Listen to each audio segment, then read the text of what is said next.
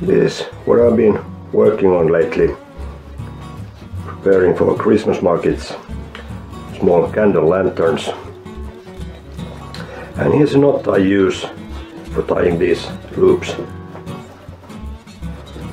that I thought about sharing with you. There's a neat little knot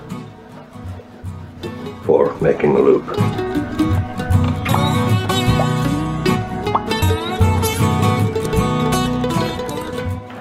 So you make simply an overhand knot.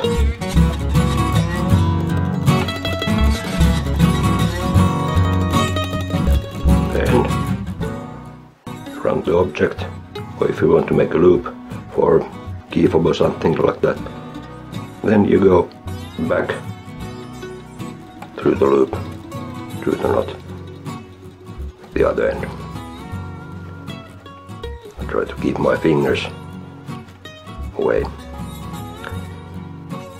And one more time through the loop, and then through itself, creating an overhand knot.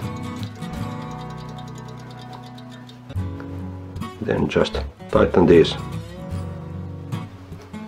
around each other, and that creates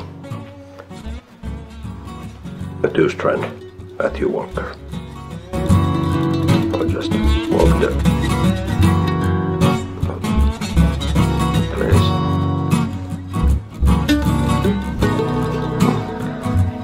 And tighten. And cut, flush.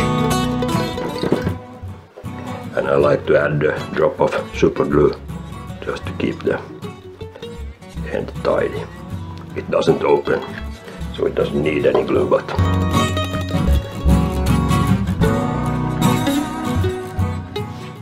and that's trick of the day. Thank you.